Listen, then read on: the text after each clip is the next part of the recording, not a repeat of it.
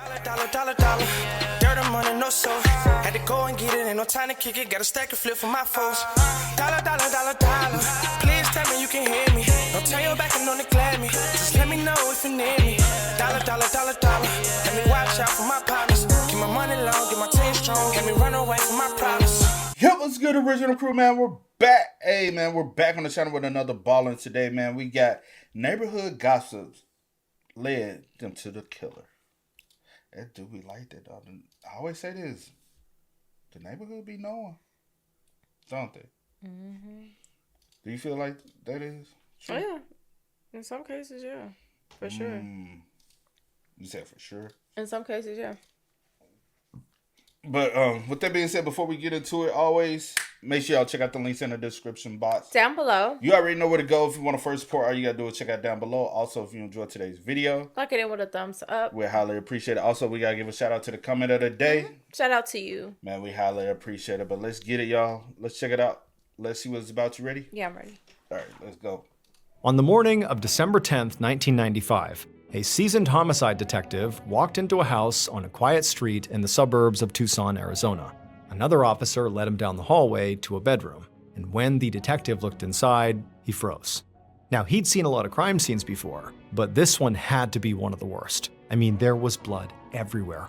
All over the walls, all over the floors, the mattress. I mean, it was just a complete nightmare. But as much as it appeared like clearly he's looking at the scene of a murder, there was a problem. There was no body. But before we get into that story, if you're a fan of the strange, dark, and mysterious delivered in story format, then you've come to the right place because that's all we do, and we upload 2, 3, even 4 times a week. So if that's of interest to you, please hide mousetraps in all of the like button shoes. Also, please subscribe to our channel and turn on all notifications so you don't miss any of our weekly uploads. Okay, let's get into today's story.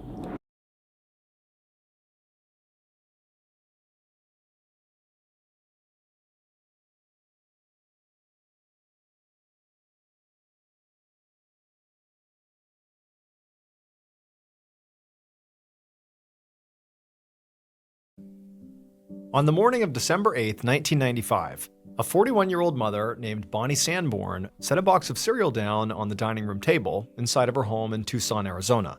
She then called for her 3 kids to come eat breakfast, and just a few seconds later, her youngest son, 10-year-old Brandon, came bombing into the room and sat down at the table. Bonnie then poured herself a cup of coffee and carried it down the hallway to her 13-year-old daughter Candace's room.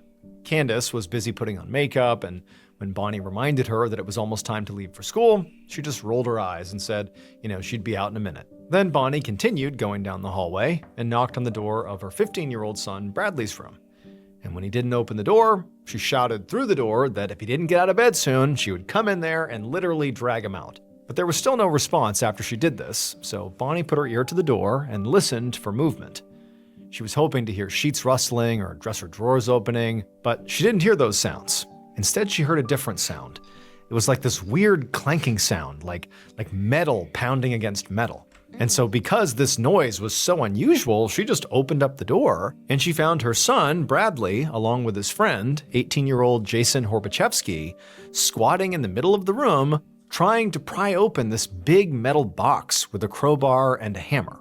Bonnie stepped fully inside the room to get a better look, and she saw there was a phone receiver dangling off the side of this metal box. It was clearly a payphone that Bradley and Jason had clearly stolen from somewhere out on the street, and now they were trying to, steal the quarters out from inside of it.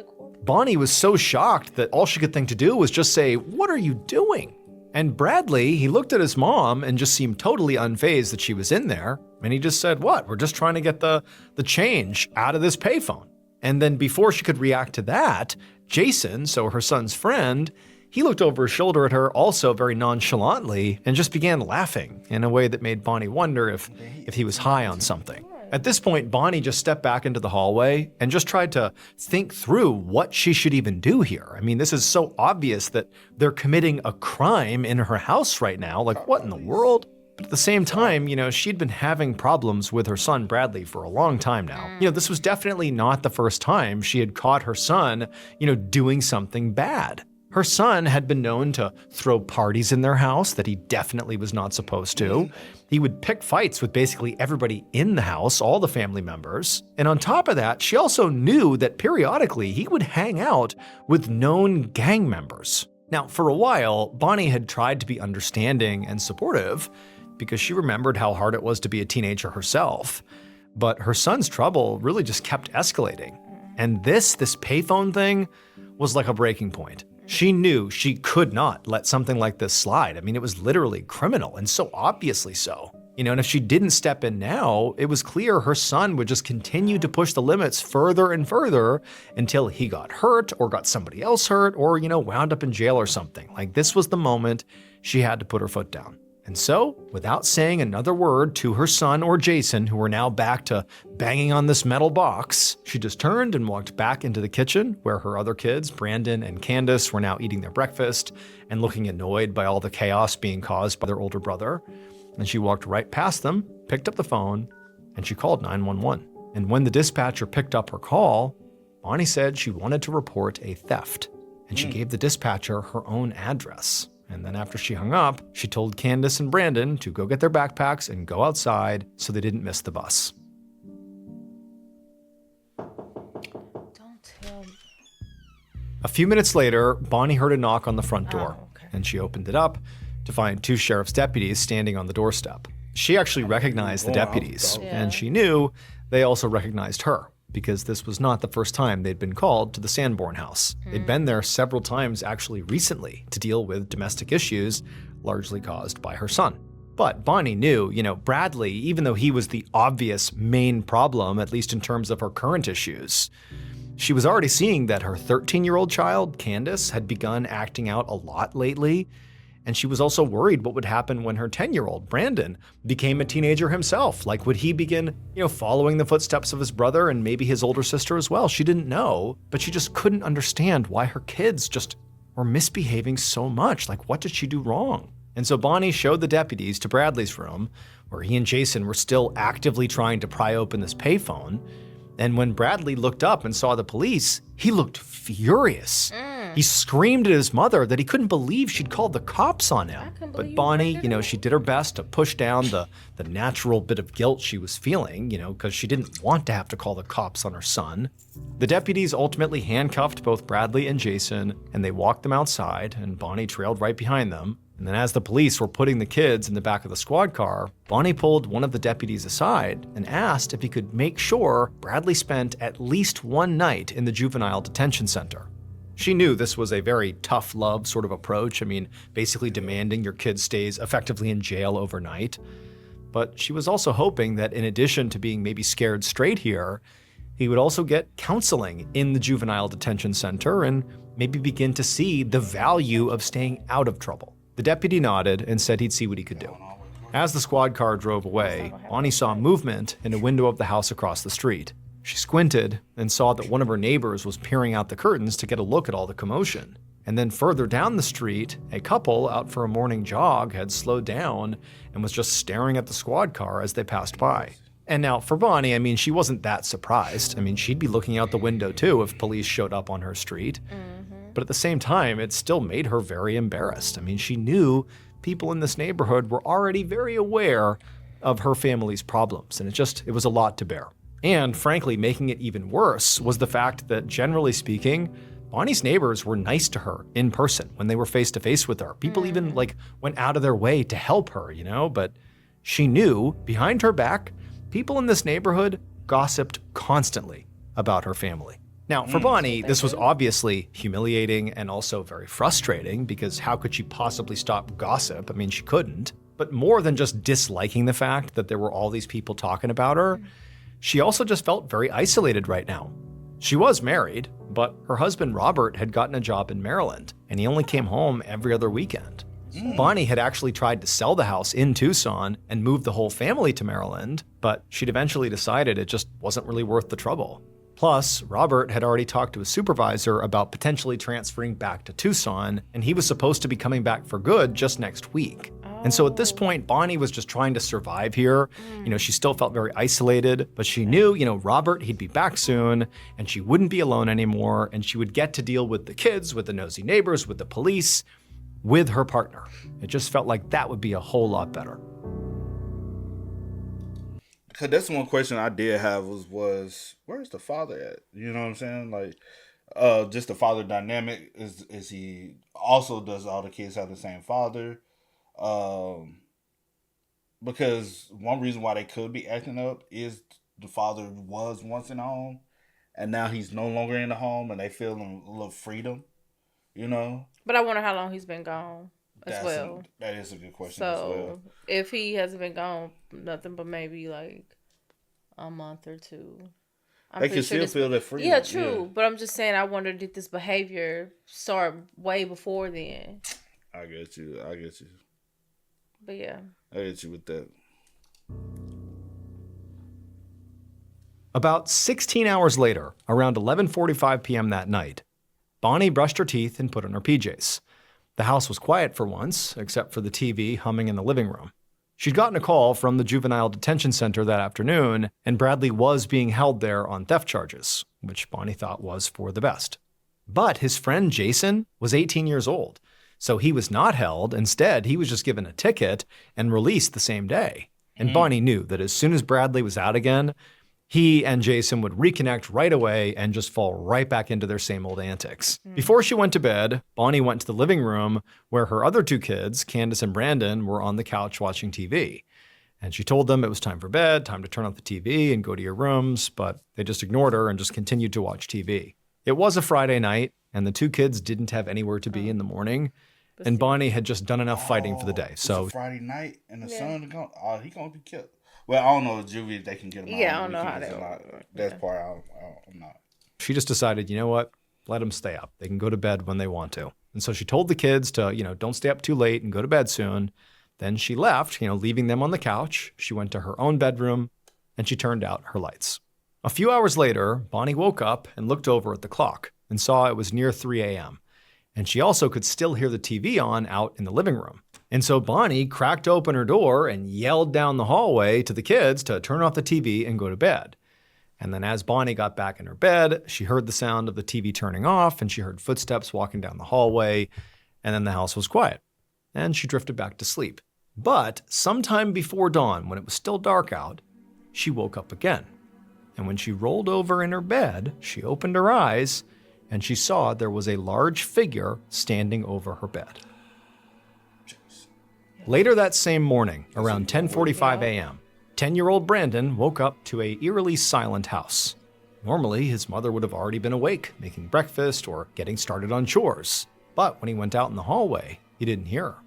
He went into the kitchen and he checked to see if she was there, but she wasn't. And there were no dirty pans or plates in the sink and no coffee in the pot. It looked like his mom hadn't even woke up yet, which was weird for a Saturday morning. So he went to ask his older sister, Candace, if she knew where their mom was. But Candace said she hadn't seen her. So Brandon and Candace both went down the hallway to their mother's bedroom.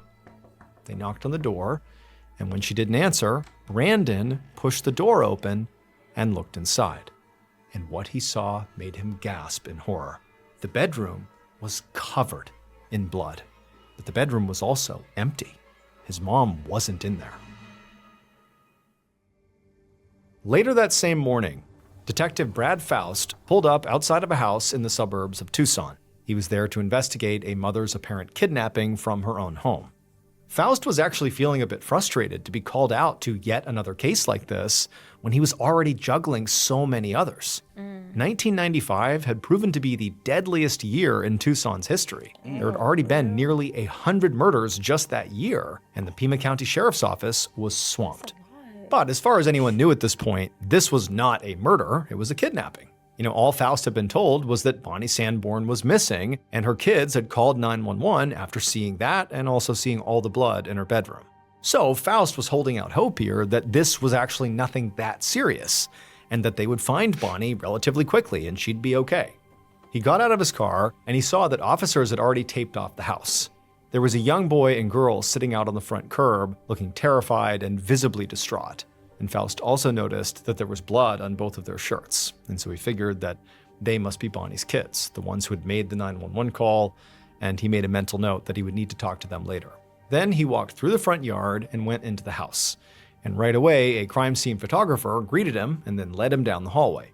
As he walked, Faust caught a glimpse of a family photo on the wall, which showed Bonnie and her husband and their 3 kids, all smiling and looking like the perfect all-American family. Before opening the door to Bonnie's bedroom, the photographer paused and warned the detective that there really was a lot of blood in here. Faust nodded, and then the photographer opened the door, and Faust immediately saw what he was talking about. I mean, there was blood spattered all over the walls, the floor, the windows, and the mattress. He felt his heart sink as he realized that with this much blood loss, they probably would not be finding their victim alive here.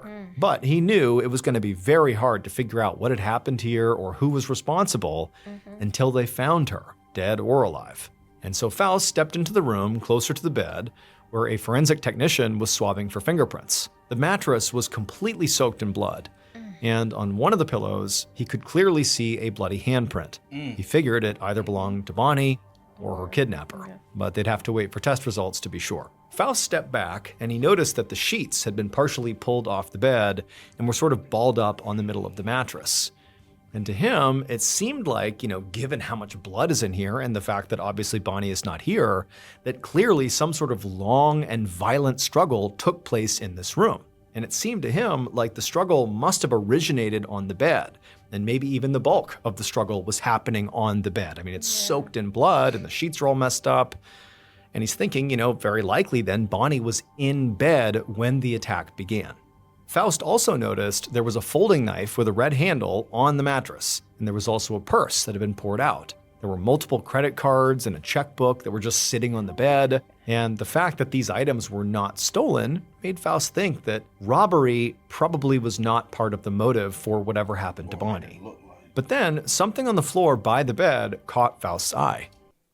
It's just a little strange. I know we'll find out. I wonder, at what point did they get in the house, or how did they get in the house? Especially if the kids was up to 3 a.m. watching TV. I guess it would have been after they went to sleep, or was he the one who turned off or he or she?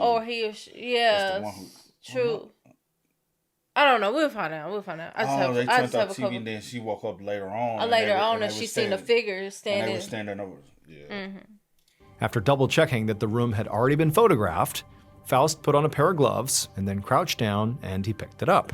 And what it was a small brown button.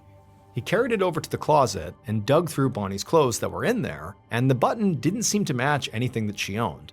And so based on where it was found in the room, Faust thought, this button must have come off of somebody's clothes in the middle of this attack. It obviously could belong to Bonnie. It could have come off of what she was wearing and maybe is still wearing. Or this button could have come off of the attacker's clothes. And so Faust gave the button to a forensics officer and told him to bag it up. Then he kept looking around. And in the midst of all the blood that had been sprayed all over the room, he noticed there was a clear trail of red droplets that snaked across the carpet. The trail led to a sliding glass door that led into the backyard. And when he tried to open it, he realized it was already unlocked. The forensics officer told him that nobody had touched that door all morning, so it must have been unlocked before anybody arrived. Faust slid the door open and stepped out into the backyard, and he followed the trail of blood across the grass all the way to a door that led into the garage. He noticed there were no drag marks in the grass, so Bonnie's attacker must have been carrying her, which sort of naturally suggested that whoever did this likely was bigger and stronger than Bonnie. But also, judging from the photos he'd seen on the walls, Bonnie was very petite, so really that didn't narrow it down very much. A lot of people could potentially lift Bonnie and carry her. Faust reached the door that led into the garage, and he turned the knob, and it was unlocked. He opened it up, and when he looked inside, there wasn't a car in there. But the trail of blood clearly went into the garage at least a few feet before it disappeared, so it seemed like the suspect had literally carried Bonnie in here, loaded her into the car that likely was in here and now was not, and they drove it away, carrying Bonnie with them. And so Faust knew his best shot at finding Bonnie was to, 1, identify the car that would normally be in this garage, and then once you have the identity of the car, to go find it.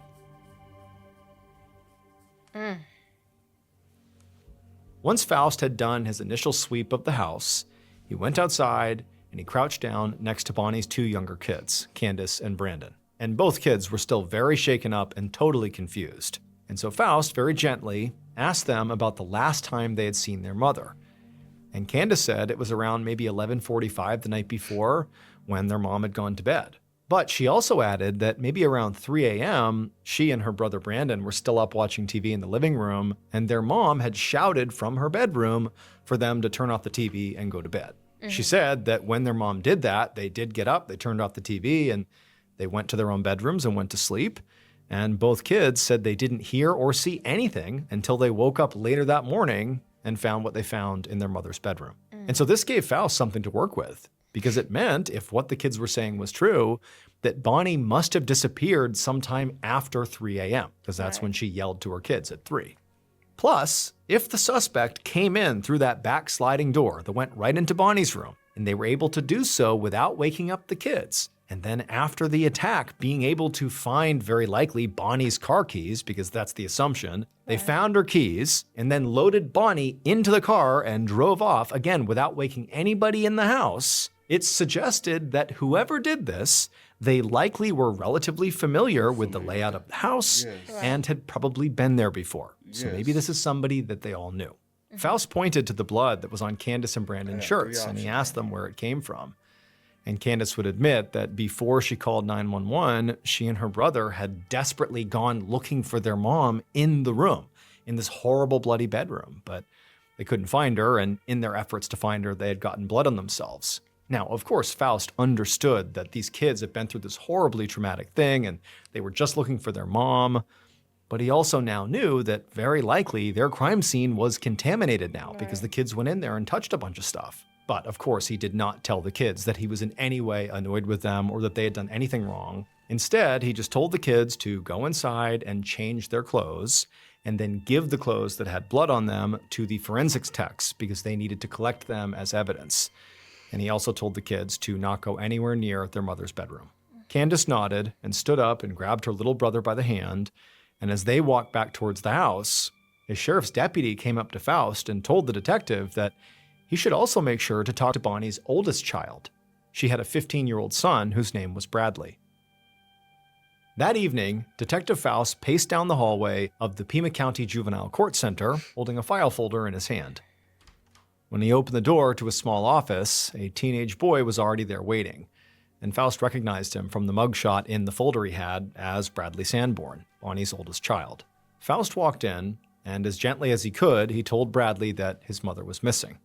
And based on the blood and the knife they'd found in her bedroom, she'd likely been viciously attacked, kidnapped, and she could even be dead. So Faust knew that Bradley could not have attacked his mother because he'd been here in the juvenile detention center the whole time the attack took place. But Faust had done some digging on Bradley's friends. He slapped the file folder he was carrying down onto the desk in front of Bradley and began flipping through it, showing Bradley the information he'd found about, in particular, his friend Jason Horbachevsky. Jason was a known gang member, and according to several informants, he was known for carrying a knife around. And sometimes, apparently, he would pull that knife out and stab himself in the side of the head. And so Faust wondered out loud if the knife they'd found in Bonnie's bedroom was Bradley's friend Jason's. And maybe the attack on her was retribution for his mother calling the cops on Jason and Bradley that morning. But when Faust looked at Bradley for his reaction, he saw there were all these tears rolling down his cheeks, and Bradley choked out that he really didn't know anything. And as much as he argued with his mom, he would never hurt her. To Faust, Bradley's reaction actually seemed really genuine, and so he immediately figured that if the gang Jason was a part of, was responsible for whatever happened to Bonnie, Bradley appeared out of the loop. And so to get a better read on this situation, Faust felt like, trying to ask Bradley questions was not going to go very far. Instead, he would just go to Jason and talk to him. Later that same night, Faust sat in the station with a cup of coffee, combing through records on Bradley and also on Jason and Jason's gang. After speaking to Bradley earlier, Faust had immediately tried to locate and interview Jason, which proved to be much more difficult than he'd anticipated. He knew Jason was not in police custody since he'd been released pretty much immediately after the payphone debacle. But Jason also was not at any addresses that he'd been associated with in the past.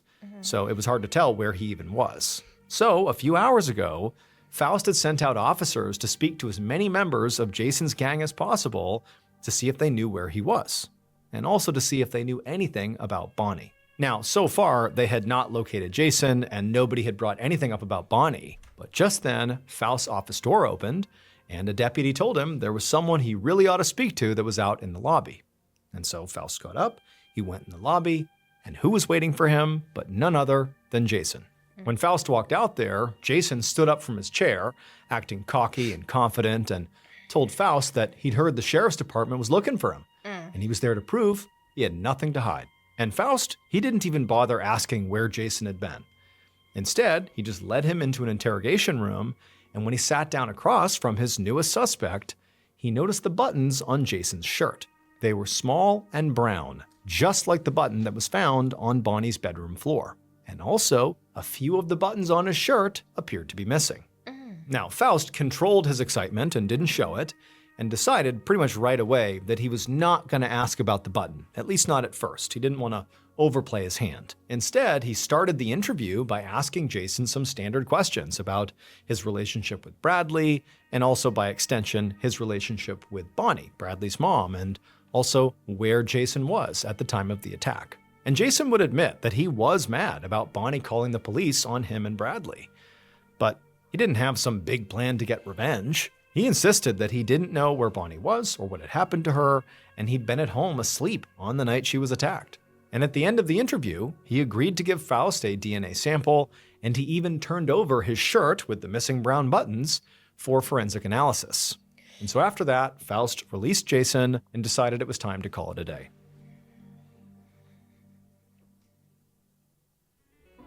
You know those moments right before you start something new when you're staring at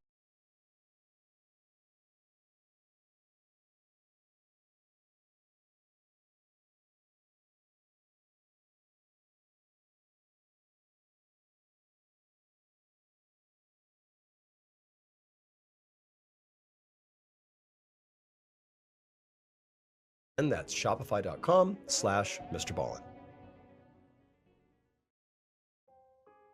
The next morning, So, do you have? I'm going to ask you this: do you have any suspects beyond Jason? Okay, like I said, like I said to him, like, I mean, y'all didn't hear it, but it was, anyway, but whatever. I said, if it's not Jason, I asked him, do you think possibly, because I'm just looking at any other suspects, you know, the husband, Robert, the dad is in Maryland or whatever. Key question you asked earlier. Yeah. How long has he been?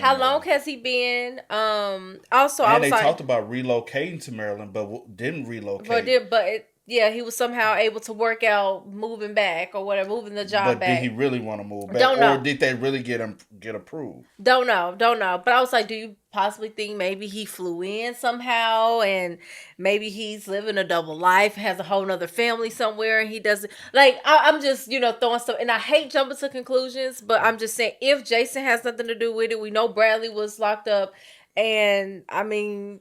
And I guess I will hope not the 10 and the 13-year-old. So the reason why you counsel the 10, 13-year-old, whoever did it was able they was able to carry her out and take her car. Get in the car and take her car. So we got to find that car. Hold on. Yeah. The key clues right here, right? Okay, go ahead. Whoever broke into the house knew to break in through the back and not the front. And wait, let me ask, and he did say that this door leads directly to her bedroom? Her bedroom was closer to the back door. Whoever did it, sliding door, the back sliding door. Whoever did it knew not to, I guess, how violent you can be in placement of the kids in the home. Yeah. Because I was like, why the kids didn't wake up and hear that? 3, somebody had to know where your keys was and that your car is in a garage like that. And it don't appear that they took anything else. And they did it before the break of dawn. So neighbors wouldn't be alerted. Yeah. So somebody has to be real. And I would definitely have to know your schedule and know that, because like the 10-year-old said, it's very unusual. She's normally up like fixing breakfast and stuff. The coffee So wasn't she on. knows when she probably So first woke up that time. it was probably time for her to get up. Not possibly. Or did she just wake up because she felt a presence? Or something like sometimes people wake up because they feel a presence, and they like. And then, we don't have any like people in the neighborhood, any stalking people knowing that your husband probably was gone. That was one we had, right? Probably been watching and kind of learning. You know, so I'm just like throwing everything out there because sometimes it'd be like this thing. You like, whoa, I was not expecting that. Yeah, you know what I'm saying? So we'll see. Cause wasn't that a body cam we did where the cops tried to frame the dad? Yep. Sunday, December 10th, so a day after Bonnie went missing, Faust sat in his office and sorted through all the information his team had collected the day before. While Faust had interviewed Bradley and Jason, has anybody tried to reach out to the dad? To Robert, it's 1995. Cell phones was around, but not around like that. Yeah. That's AKA the reason why the payphone situation, right? But 9 times out of 10, he has a landline phone in Maryland. Yeah, because he would have to have an apartment or something to be housed. Has anyone tried to contact him, and has he answered the phone? We'll see. That's a good question. Other members of his team had spoken to Bonnie's friends, family, and neighbors. But so far, it looked like nobody knew anything that was helpful. A few neighbors had mentioned that the Sanborns had family problems, but apart from that, they all said Bonnie seemed nice, and they had no idea who would want to hurt her. Faust continued reading, looking for some kind of clue in all the interviews, when his office phone rang.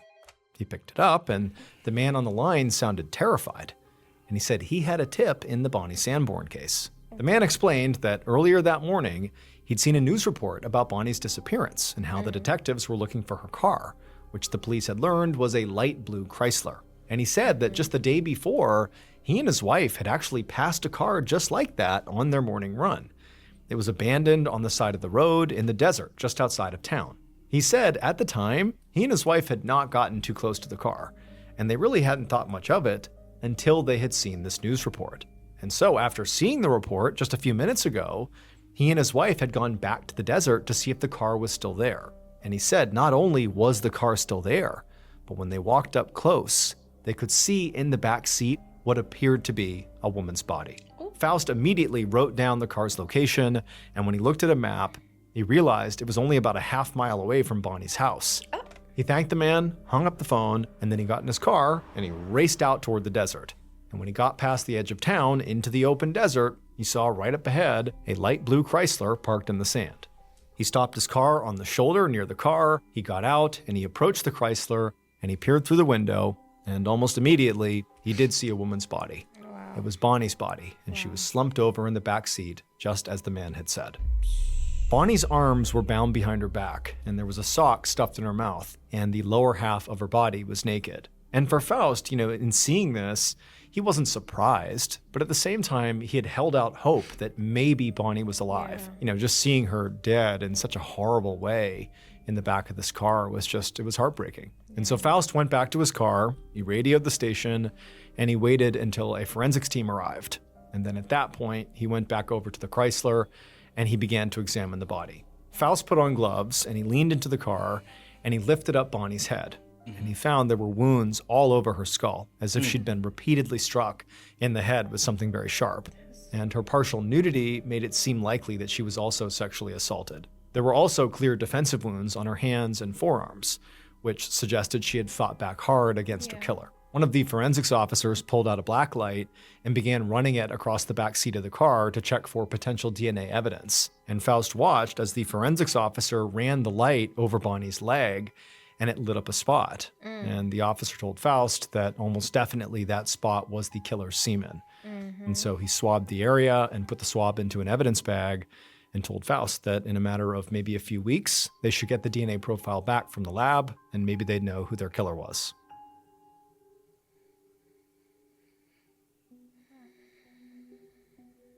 In the meantime, the fingerprints found in Bonnie's bedroom were analyzed, and they had come back with a match that really surprised Detective Faust. All the fingerprints and that bloody handprint on the pillow belonged to Bonnie's 13-year-old daughter, Candace. And even though Faust really did not want to consider that a 13-year-old girl had in some way helped with a plot to kill her own mother, He now had to consider it, not only because of the handprint and fingerprints, but also because there was a long record of family problems inside of the Sanborn house. Now, obviously, Candace could not have committed this crime on her own, but she certainly could have helped whoever did. So Faust confronted Candace, and when he did, she just broke down sobbing. She said she had just been really scared and confused and was just looking in the bedroom for her mom and just didn't realize what she was doing by getting her prints everywhere. And looking at this scared teenager, Faust knew that Candace really didn't make sense as a potential suspect here. But he still felt like Bonnie's killer had to be somebody who knew Bonnie personally and had been in her house before. And there was one person who still had not been ruled out: Bonnie's husband, Robert. Later that day, Faust was sitting at his desk with the phone pressed to his ear. He was on hold and had been for some time, and as he tried to tune out the awful music that was playing on the line, he looked down at the handwritten list of airline names and flight numbers that were on his desk. Bonnie's husband, Robert, had been working in Maryland for the past couple of months, and he had not been scheduled to come back home to Tucson on the weekend his wife was killed. But just because he claimed that he had been in Maryland that whole weekend, didn't mean he actually was. There were multiple flights from Maryland back to Tucson that in theory he could have secretly taken to come home, kill his wife, and then go back to work in time for his next shift. So Faust had compiled a list of every single flight Robert could have theoretically taken, and one by one he was calling the airlines to check the passenger manifests. And so far there hadn't been a Robert Sanborn on any of the flights he had checked, and now he'd made it to the very last flight on that list. And just then, the on-hold music suddenly cut out, and the woman on the line told Faust that she had triple-checked, and there was no Robert Sanborn on that flight either, the one from Maryland to Tucson. And he thanked her, hung up, and sighed. Now, keep in mind, this took place before the events that happened on 9/11. Since 9/11, air travel has been much more rigidly controlled, especially in the United States. I mean, security is so much higher. But pre-9/11, that really wasn't the case. I mean, people didn't even necessarily have to show their ID to get on a domestic flight. And so Faust knew right now, even though he's being told that Robert's name didn't show up on the manifest of any of these flights, it didn't really rule him out because he could have theoretically been traveling under a fake name. But there was a next step that would show if Robert had something to do with this, and that would be to ask Robert for a DNA sample and hope that when the evidence came back from the lab, it would be conclusive enough to give a clear answer. I would hope he didn't do that. I would hope not either. One morning in early January of 1996, so about a month after Bonnie was murdered, Faust answered his office phone and he heard a tech from the crime lab on the other end. In the past few weeks, there had been 5 more murders in the Tucson area that Faust and his team were now dealing with. So when the lab tech said he had results in the Bonnie Sanborn case, it actually took Faust a few seconds to remember which murder that was for. But once he remembered, he quickly sat down at his desk and he grabbed a pen to take notes.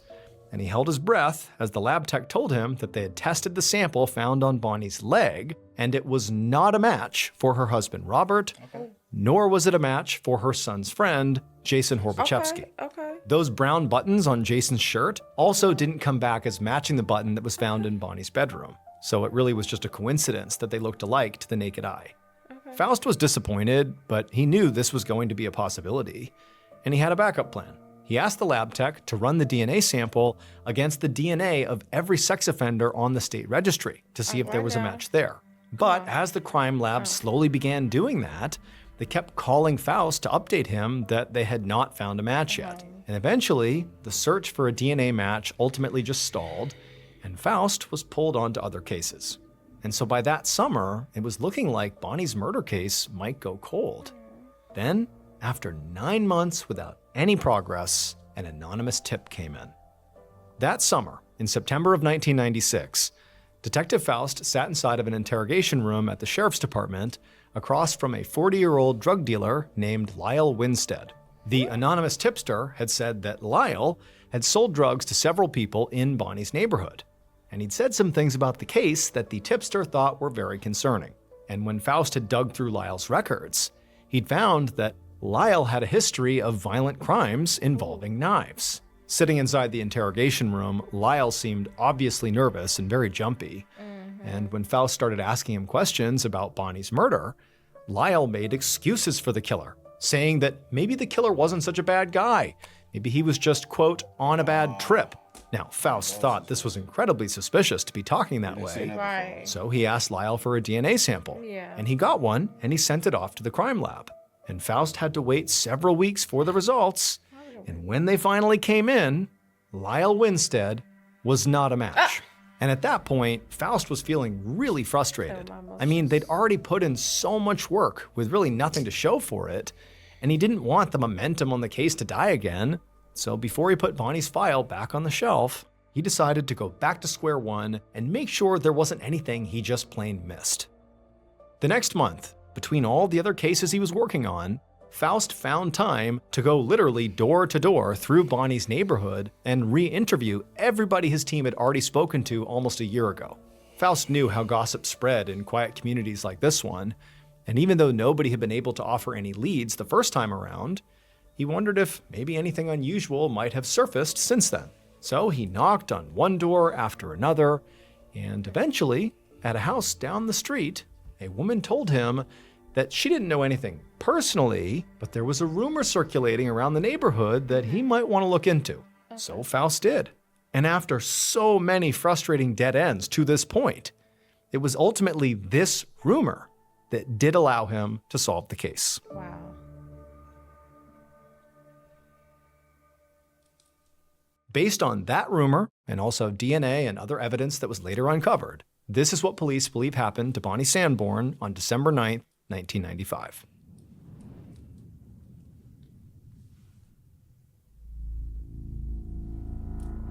Around 2:30 in the morning, Bonnie's killer watched her house from a hiding spot where nobody could see them. The killer knew the Sanborns had been trying to move to Maryland, but the killer felt like before they did go to Maryland, if they did that, there was something the killer had to do. Around 3 a.m., as the killer was watching the house, they saw the light in Bonnie's living room finally go dark. And then the killer saw some movement behind the curtains in one of the bedroom windows, and then that lamp went out, leaving the entire house completely dark. The killer had intentionally waited for this moment. They wanted to make sure that not just Bonnie, but her children were asleep by the time they went inside. And so now that the lights were off and that it seemed like the coast was clear, the killer grabbed their flex ties and also their chipping hammer, and then began making their way towards the home. A chipping hammer is a very particular type of hammer that has a sort of typical one side that you would use to strike something, but the back of that hammer is sharp, almost like a pickaxe. And so with this barbaric tool they were about to use in hand, they slowly crept their way across Bonnie's backyard, right up to the sliding glass door at the back of the house. And they found it was unlocked, just like they thought it would be. After all, they'd been to this house before. They sort of understood this one typically stayed unlocked. And they also knew what was on the other side of this door. It was Bonnie's bedroom. After sliding open the door, the killer stepped in, and they found Bonnie asleep under the covers in her bed. And so thinking here was their chance, the killer began moving towards the bed. But as they stepped closer, a floorboard creaked, and Bonnie stirred awake. And she rolled over and looked in the direction of the creaking sound and made eye contact with the killer, and the killer knew they had to strike. Wow. Bonnie tried to fight back, but it was no use. The killer completely overpowered her. Once Bonnie stopped struggling, but before she stopped breathing, the killer used those flex ties to bind her hands behind her back.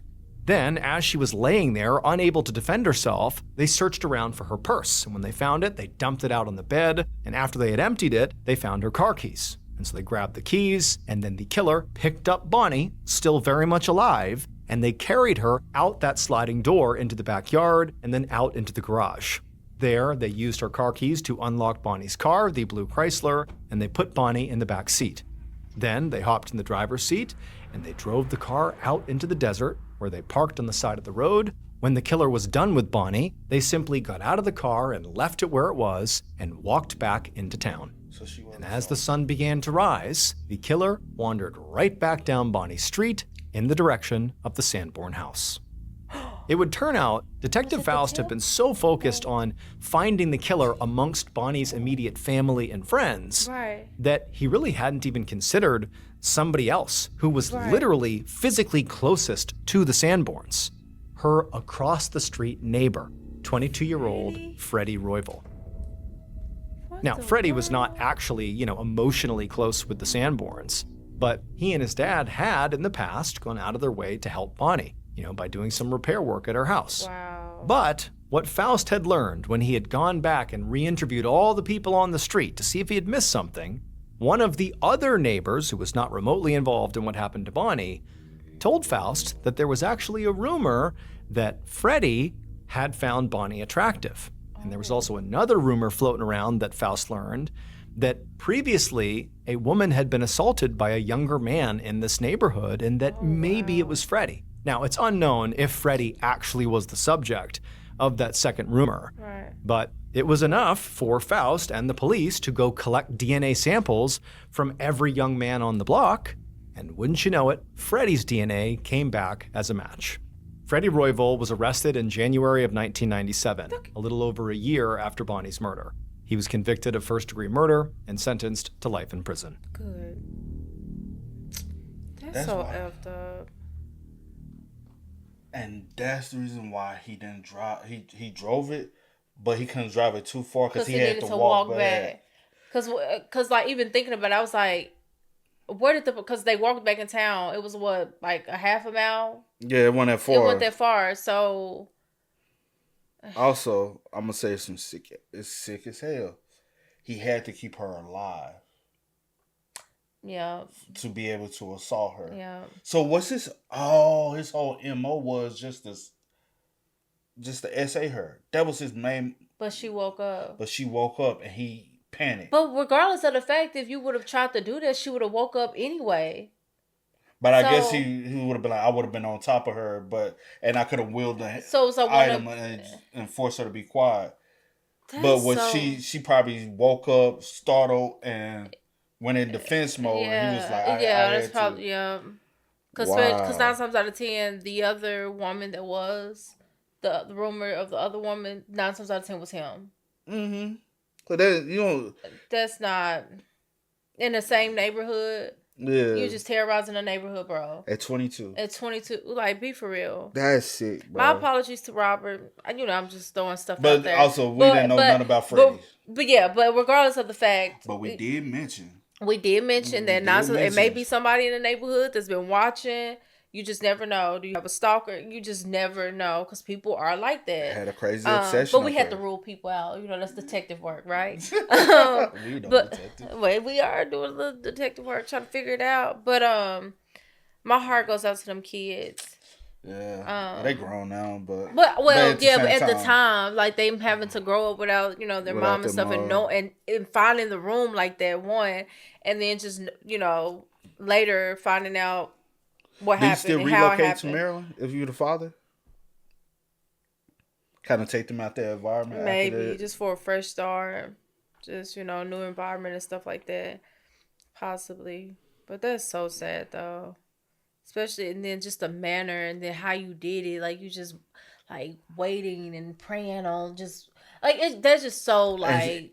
He knew the kids was in there. Yeah. And he knew the kids. I'm like, like you said, it has to be somebody that knows them, and then with you being in her house before, knowing the setup because you've done handiwork with your dad. And that's where he get that tool from. Man. And so you knew her room is closest to the back. I'm sure you probably, because it was just a across the street neighbor. Yeah. And I'm sure you probably been over there before for other things and stuff. Man. Yeah, it sounds so. And he probably knew he knew Bradley got arrested too. So it ain't nothing but the 13 and 10-year-old. And the 10-year-old. Because he saw the police pull up. And it seemed like one of those, like we said, like type of neighborhoods. Everybody knows they're looking out, people now. Everybody know what's going on in the next person. And he knew I need to attack before dawn because people would have saw me. And I was like, damn, bro. Only for... that's awful, bro. It really And is. she was little. Yeah, you can tell she was little. Rest in peace to Bunny. Yeah. Oh, y'all spend most up, man. Let us know y'all thoughts about it for us in the comments down below, man. But until next time, y'all know how it go, man. I do go by the name DJ New Kid. This is See you, Nicole. We are. Kid and C. Yeah. Go and get it, ain't no time to kick it. Got a stack of flip for my foes. Dollar, dollar, dollar, dollar. Please tell me you can hear me. Don't turn your back and don't neglect me. Just let me know if you need me. Dollar, dollar, dollar, dollar.